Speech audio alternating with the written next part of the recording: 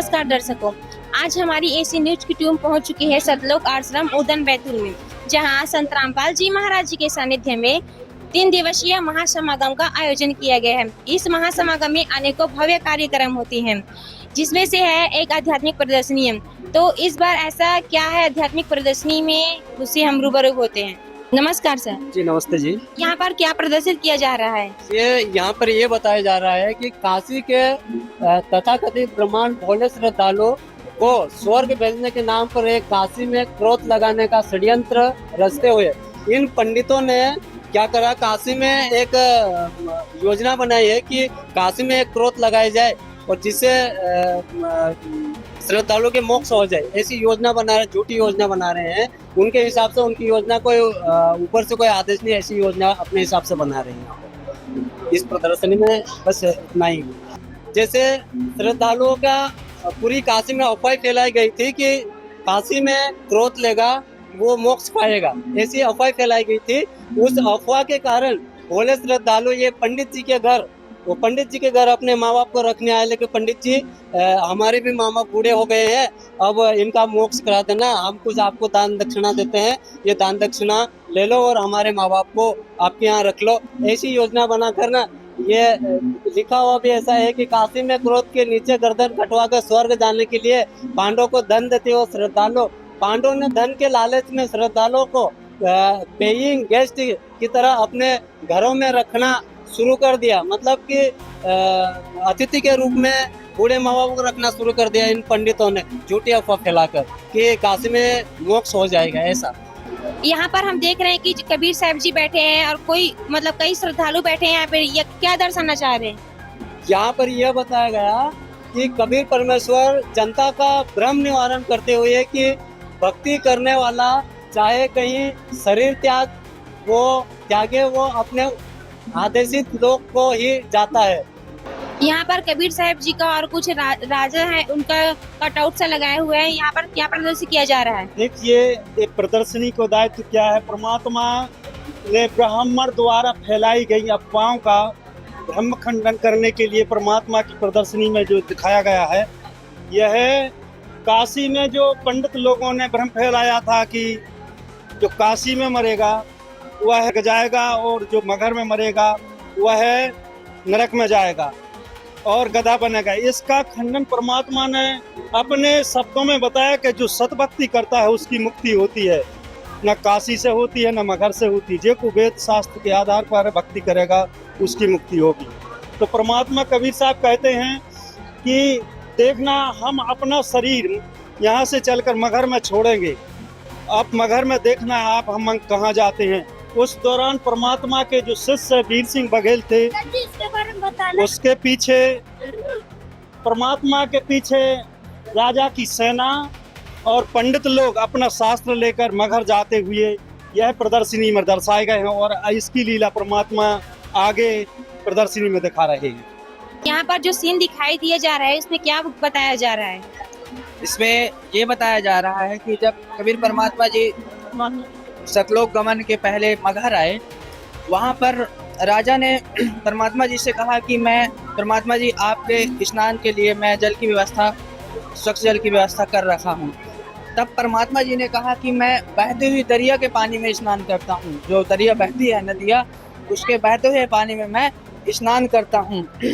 तब राजा ने कहा कि परमात्मा यहाँ पे एक आमी नदी है जो भगवान शंकर के श्राप से सूख चुकी है। जो आमी नदी थी भगवान शंकर ने श्राप दे रखा था और वो नदी उनके श्राप से सूख चुकी है। तब परमात्मा जी ने कहा कि चलो दिखाओ कहाँ पे है। फिर वहाँ से 600 फीट की दूरी पर परमात्मा जी को बताया कि यहाँ पे थी। फिर वहीं से कबीर परमात्मा जी ने अपने हाथों को ऐसे किया, ऊपर की ओर ऐसे किया और वहाँ से एक धमाका सा हुआ और वो जल का जो फव्वारा था ऊपर की ओर गया और फिर वो प्रवाहित होने लगा। जो सूखी हुई आमी नदी थी वो पुनः जल प्रवाहित होने लगी और आज भी वो मगहर में जल प्रवाहित हो रही है। हमें यहाँ पर देख रहे हैं कि एक तरफ हिंदू है और एक तरफ मुसलमान है और कबीर साहब जी हैं, तो यहाँ पर क्या वार्तालाप हो रही है, बताइए आप। साहिब जी, यहाँ पे ये वार्तालाप हो रही है, इस प्रदर्शनी के माध्यम से ये दिखाया गया है कि मगहर में कई ये स्थान है जहाँ पे ये प्रदर्शनी लगी हुई है और ये स्थान में आप देख सकते हैं कि चादर बिछी हुई है, जहाँ चादर के ऊपर कबीर परमात्मा खड़े हुए हैं और एक तरफ मुस्लिम वर्ग धर्म खड़े के लोग खड़े हुए हैं, एक तरफ हिंदू धर्म के लोग। और मगहर का स्थान में शासन जो था वो बिजली खान पठान का था और काशी शहर के जो शासन काल में थे वो वीरदेव सिंह बघेल जी थे। तो उन्होंने अपनी अपनी सेना के साथ उपस्थित हुए थे जानकारी मिलने के कि कबीर परमात्मा शरीर छोड़ रहे हैं। उस दौरान दोनों राजाओं से परमात्मा ने, कबीर परमेश्वर जी ने प्रश्न किया कि राजन, आप दोनों अपनी अपनी सेना के साथ यहाँ क्यों उपस्थित हुए हैं। तब एक मुस्लिम धर्म के भगत ने कहा कि परमात्मा, आपके शरीर त्यागने के बाद, छोड़ने के बाद आपका अंतिम संस्कार हम मुस्लिम रीति रिवाज से करेंगे। यही उत्तर हिंदू धर्म से भी आया कि हम आपके शरीर छोड़ने के बाद आपका अंतिम संस्कार हम मुस्लिम हिंदू रीति रिवाज से करेंगे।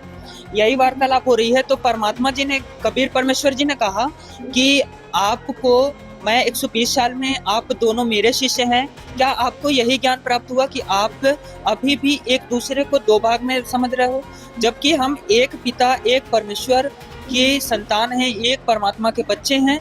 और मेरा ये आपको अंतिम आदेश है कि आप लोग मेरे शरीर छोड़ने के बाद इस चादर में जो कुछ भी मिले आपको इसको आधा आधा बांट लेना है और भाईचारे के साथ यहाँ जीवन व्यतीत करना है। और इस तरह से कलयुग का अंतिम सतभक्ति संदेश देकर परमेश्वर कबीर जी ने अपना सतलोक गमन किया। देख रहे हैं कि यहाँ कुछ फूल बिछे हुए हैं और जो पंडित है वो अपने हाथों में पोथी पुराण पकड़े हुए हैं। तो यहाँ पर क्या दर्शाया जा रहा है? सच साहिब जी, इसमें ये दर्शाया गया है कि पोथी पुराण है, एक तरफ मुस्लिम वर्ग है, एक तरफ हिंदू वर्ग है और कबीर परमेश्वर का आप सामने देख रहे हैं सतलोक गमन हो रहा है। तो उसमें कबीर परमेश्वर जी ने यहाँ पे इस प्रदर्शनी में ये दर्शाया गया है कि जब परमात्मा यहाँ पे धारणा बनी हुई थी कि जो मगहर में मरेगा वो नरक में जाएगा और काशी में मरने वाला स्वर्ग जाएगा। तो इन पांडव और मुल्ला काजियों को सिर्फ इतना ही ज्ञान था कि सिर्फ स्वर्ग से ऊपर कोई स्थान ही नहीं है। तो उसी का भ्रम निवारण करने के लिए इस प्रदर्शनी में के द्वारा दर्शाया गया है कि कबीर परमात्मा ने मगहर में शरीर छोड़ा और वो शरीर सतलोक गमन हुए। फिर वहां से ऊपर से आकाशवाणी करी परमेश्वर ने कि काजी, मुल्ला और पांडव, आपके पास जो भी पोथी पत्रा और जो भी नक्षत्र वाला कागज है आपके पास, ग्रंथ है आपके पास, उसमें आप देख लीजिए कि मैं कहाँ जा रहा हूँ। तो जब सभी मुल्ला, काजियों, पंडितों और ब्राह्मणों ने देखा कि ये तो स्वर्ग से ऊपर भी कोई ऐसे स्थान में जा रहे हैं, तो यहाँ पे देख सकते हैं कि स्वर्ग के ऊपर किसी स्थान लोक में गए, लिखी हुई है हमारी। तो वो स्थान परमात्मा ने अपनी ग्रंथों में, अपने वेद में, सभी शास्त्रों में दर्शाया कि वह स्थान सतलोक है, जहाँ जाने के बाद साधक की जन्म और मृत्यु समाप्त हो जाती है। जब सतलोक गए थे तो कबीर साहब जी का शरीर नहीं मिला था?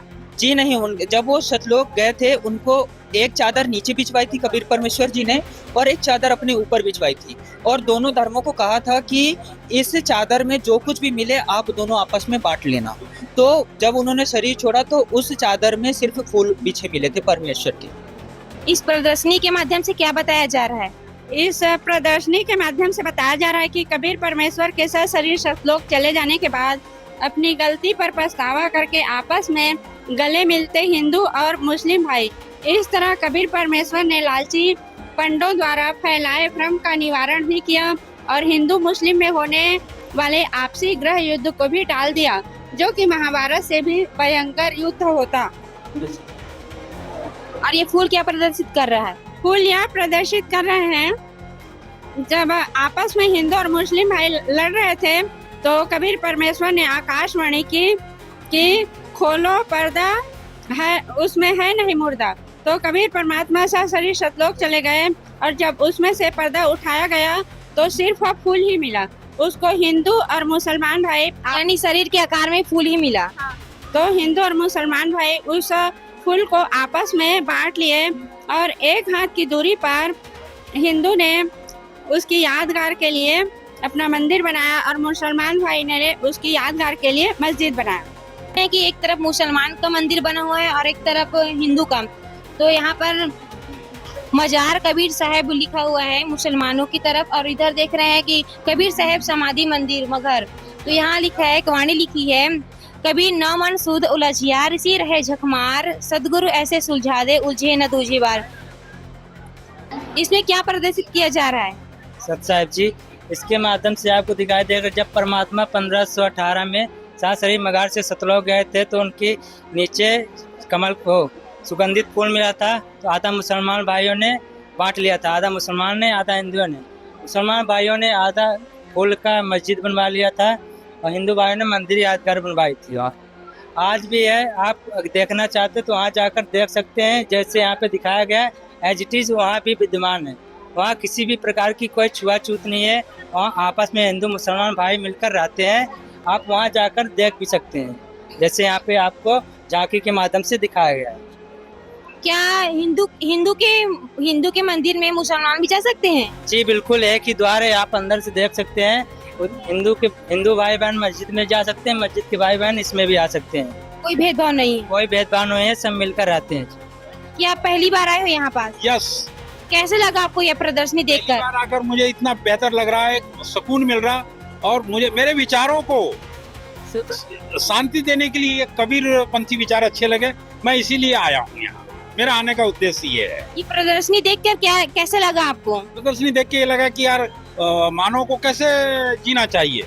ये प्रदर्शनी सभी बातों को समावेश करती है, किंतु हम आप जनता सभी लोग समझे सुने, और भक्त लोग जो अब भक्त जो भी कह लो, कबीर के भक्त कह लीजिए, अच्छे विचारों के भक्त कह लीजिए, वो उस पर आधारित है। और ये प्रदर्शनी तो वास्तव में तारीफ एक काबिल है, इसकी जो जितनी तारीफ करे कम है। और पर हम विश्लेषण करें, हर आदमी सोचे कि हमें क्या करना चाहिए क्या नहीं। बस धन्यवाद। धन्यवाद सर। हमें उम्मीद है कि आपको यह आध्यात्मिक प्रदर्शनी देखकर बहुत ही अच्छा लगा होगा, तो ऐसे ही बने रहिए हमारी न्यूज के साथ। धन्यवाद।